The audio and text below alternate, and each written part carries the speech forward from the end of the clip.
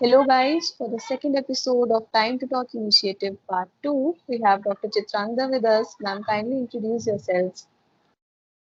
Hi Tarashi, thank you for calling me for this interview first of all. And I am junior doctor Chitrangda, doing internship from Indore only.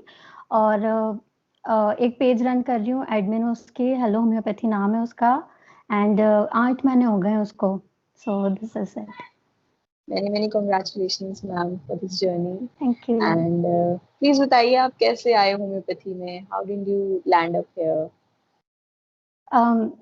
पहले तो मैं भी नहीं जानती थी homeopathy के बारे में 2010 में एक कुछ हो गया था फेस पे कुछ इरप्शंस हुए थे और वो बहुत एक्यूट सी कंडीशन थी तो पूरा फेस कवर हो गया था पर मैं ध्यान नहीं दे रही थी ऑल ऑफ सडन एक दिन एक लड़की आई और एकदम मेरे फेस के पास आके एकदम डर गई वो चीज मुझे हॉन्ट कर गई तो मुझे बहुत बुरा लगा कि यार ऐसा भी क्या हो गया है तब मैंने डॉक्टर्स को दिखाना शुरू किया तो एक एलोपैथिक डॉक्टर ने बोला कि आपको लेजर ट्रीटमेंट करवाना चाहिए और उससे हम गारंटी तो नहीं देंगे कि ये पूरा खत्म हो जाएगा आंख के अंदर जो हो गए हैं उनको तो ठीक कर ही नहीं सकते वहां तक लेजर जाएगी नहीं और ये फिर से रिकवर होगा इसकी गारंटी है तो अभी आप टेम्पररी आपको रिलीफ दे देंगे हम पर ये वापस आएगा तो उस टाइम उसके चार्जेस भी अच्छे खासे बताए थे और इतनी सारी कंडीशंस भी बता दी थी तो सेंस नहीं था फिर इधर-उधर पता करने पे कुछ पता चला होम्योपैथी का, फिर होम्योपैथिक ट्रीटमेंट चल रहा था।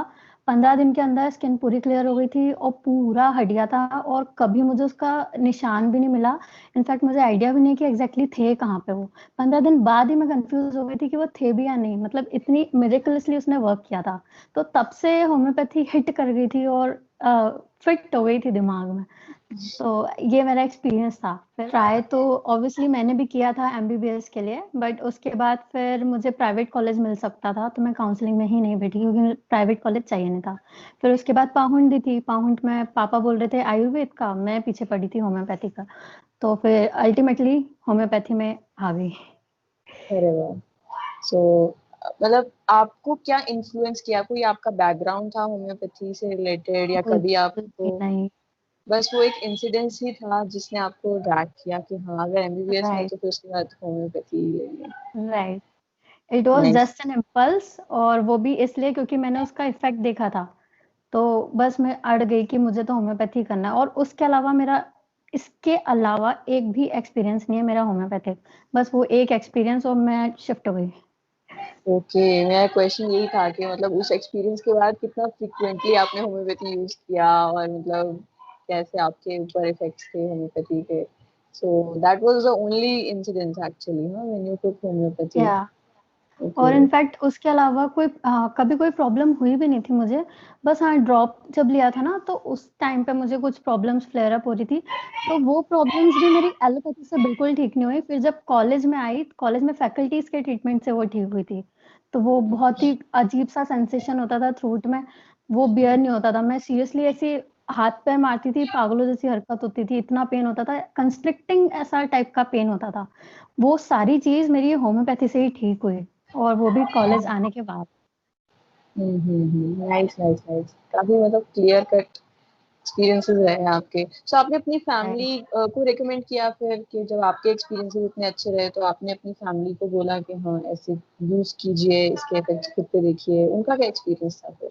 राइट उसके बाद से फिर सब धीरे धीरे खुद ही कन्वर्ट हो गए मतलब जब से मैंने होम्योपैथी ज्वाइन किया तब से सब धीरे धीरे कन्वर्ट हो गए अभी तो मेरे घर में सब होम्योपैथिक मेडिसिन पर ही हैं कोई मेरी मेडिसिन पर है कोई मेरे सर की मेडिसिन पर है पर है होम्योपैथिक मेडिसिन पे ही nice nice nice. Okay so ma'am, do you firmly trust in homeopathy या कोई एक आध छोटा मोटा कंफ्यूजन है या मतलब पक्का मतलब ट्रस्ट हो गया है? सी जब पेशेंट्स नहीं होते हैं मेरे आसपास तब मुझे डाउट होने लग जाता है पर जैसे ही पेशेंट्स आते हैं मेरे पास और फिर जब वो आके बोलते हैं ना कि हमें रिलीफ है तो वो डाउट ना पूरी तरीके से वैनिश हो जाता है मतलब वो क्या होता है ना अभी इंटर्न है ऐसा तो है नहीं कि बहुत सारे पेशेंट्स हाथ में होंगे या फिर बहुत सारे पेशेंट से डील कर रहे होंगे तो ऑफ एंड ऑन जितने भी पेशेंट आते हैं तो कभी ऐसा टाइम पीरियड आता है जब कोई पेशेंट नहीं है तो उस टाइम पीरियड में मुझे हर चीज पे क्वेश्चन क्रिएट होने लगता है माइंड में हर चीज पे सेल्फ डाउट ये सारी चीजें होने लगती है पर एक पेशेंट आता है और वो सारी चीजें खत्म हो जाती है सो नाइस मैम, इतना पॉजिटिव एस्पेक्ट आपने बताया है। एक्चुअली वो जो वर्ड्स होते हैं वो कितने मैटर करते हैं ना, जब वो पेशेंट बोलता है बहुत। कि हाँ मैं ठीक हो रहा हूँ। So that's really amazing, nice nice nice. Right. So what is the best thing about homeopathy according to you? Best thing according to me वो ये है कि जहाँ पे कोई सोच भी नहीं सकता वहां पर भी ये वर्क करती है। नाइस।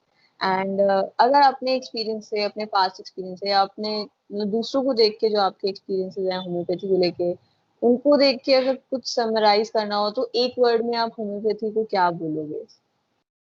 मैजिक। मैजिक।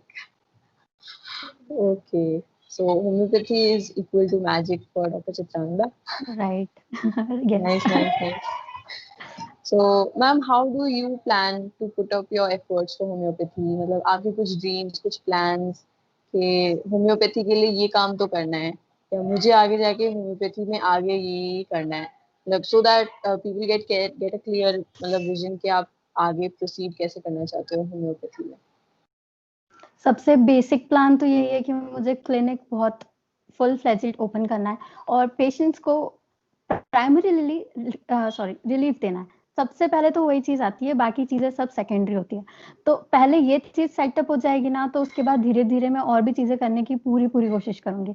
चीजें बहुत है दिमाग में, बट अगर अभी बोल दिया तो फिर आई डोंट नो वो होगी नहीं होगी। तो धीरे धीरे स्टेप बाय स्टेप डेफिनेटली मैं बहुत सी चीजें करने की पूरी कोशिश करूंगी। So nice ma'am. So and में मतलब हमारी ऑडियंस के लिए, क्योंकि आपको पता है बच्चे कितना कंफ्यूज रहते हैं, आपको भी पता होगा कि कितने बच्चे होते हैं जो ले लेते हैं admission but they are still confuse, मतलब बिल्कुल कोई ट्रस्ट नहीं होता होम्योपैथी पे। उनके लिए आप कुछ मैसेज देना चाहोगे अपनी तरफ से? मैं उन लोगों को सिर्फ ये बोलना चाहूंगी कि आप जितना अंडर एस्टिमेट कर रहे हो ना होम्योपैथी को, उतना करने की जरूरत नहीं है। ये बहुत वास्ट है, इसको समझने के लिए आपको बहुत सारा हिंदी में बोलते हैं विवेक लगेगा। तो वो धीरे धीरे विद टाइम डेवलप होगा। फर्स्ट ईयर में किसी को कुछ समझ नहीं आता है, पर आपको एफर्ट्स कंटिन्यू रखने पड़ेंगे। धीरे धीरे वो सारी चीजें आपको समझ आने लग जाएगी। तो ऑर्गेनन फर्स्ट ईयर में मुझे भी समझ नहीं आती थी। अब फाइनल ईयर में जो मैंने पढ़ी है ऑर्गेनन, और जो फर्स्ट और सेकंड ईयर में ऑर्गेनन पढ़ी है, जो इंटरप्रेट किया था मैंने उस टाइम और अभी, उसमें बहुत डिफरेंस है। तो आप ये सोचो कि धीरे धीरे जैसे जैसे माइंड डेवलप होता है तो हमें चीजें अलग तरीके से समझ में आती है। कई बार जो भी एफोरिज्म पढ़ोगे, चाहे आपको बहुत अच्छे से आता हो, कुछ नई चीज जरूर। तो दिस इज द थिंग, तो continuous efforts matters. Nice, nice, nice. So I would request all of you to follow ma'am's page, and there is a lot to learn. There's a lot to learn from her. And recently she has completed her 5,000 followers. Many many congratulations to you, ma'am. And I wish हमें आपसे और सीखने को मिले, और हम आपसे ज्ञान प्राप्त करें, and बहुत सारी positive learnings मिले. And looking forward to learn thank more you, from you. Thank you. Thank you so much for joining me. I hope हमारी ऑडियंस को बहुत सीखने को मिला होगा। इनफैक्ट थैंक यू, और आपको भी thank you so very much, because आप बहुत अच्छा इनिशिएटिव लेके आए हो। मुझे भी बहुत सारी चीजें आपसे सीखने को मिल रही है। बस वही है बहुत मैम, अपनी प्लेजर। फ्रेटर्निटी वालों को देखते हैं थोड़ा कि कंफ्यूज होते हुए और छोड़ते हुए होम्योपैथी जैसी फील्ड को वो छोड़ के जो जाते हैं ना, तो दुख होता है। तो बस एक इनिशिएटिव उन लोगों के लिए है कि नहीं छोड़ो मत, राइट। ट्राई करो। नहीं रिजल्ट्स मिलते वापस से ट्राई करो, बस छोड़ो मत, जरूर राइट, एक एक और चीज पॉजिटिव। बोलना चाहूंगी मैं। बहुत सारे एलोपैथ्स कन्वर्ट हो रहे हैं आज भी होम्योपैथी में, बहुत सारे एलोपैथ्स। तो कोई रीजन तो होगा।